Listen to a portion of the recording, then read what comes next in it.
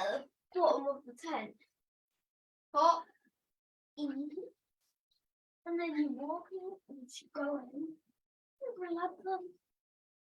Hot, in.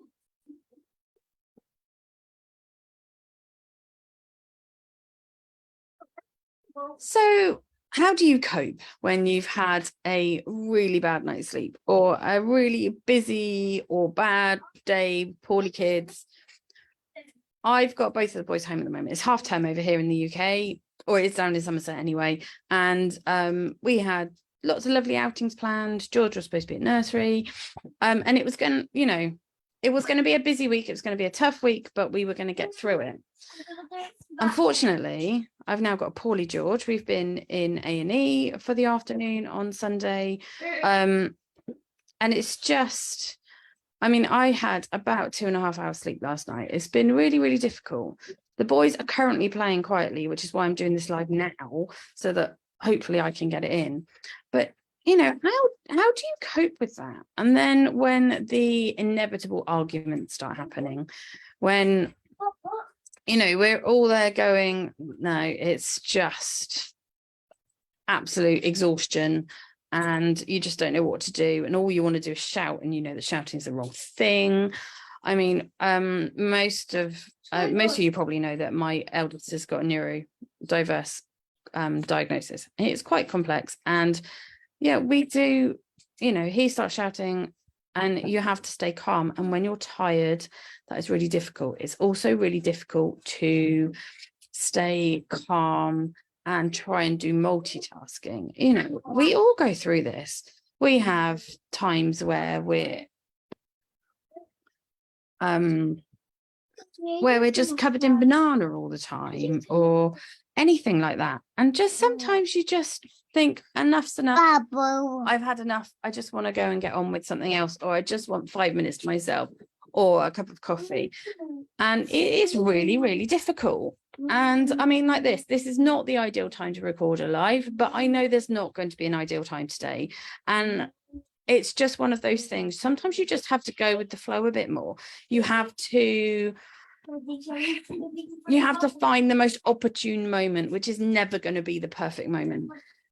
You've got to just get on with what you can, but at the same time you have to be kind to yourself. You need to make sure that you are taking time for you, that you're taking time and allowing time for the kids as well. If they're not feeling well and you're not feeling well and you're all tired, they need your support. So you need to prioritize what you're doing when, and you need to prioritize yourself to make sure that you can still be there for them, and you can still play with squishies when you need to. There we go. But it's really difficult when you're tired as well to be motivated to actually think, what do you need to do, what needs to be done. You tend to end up, or I do anyway, that you end up prioritizing all the wrong things when you're tired, because your brain is just a fog. It's not actually working, or it is, like I said, surviving on caffeine, which it's not a nice natural awake brain. So think about ways that you can cope. Think about ways you can fit in some naps during the day.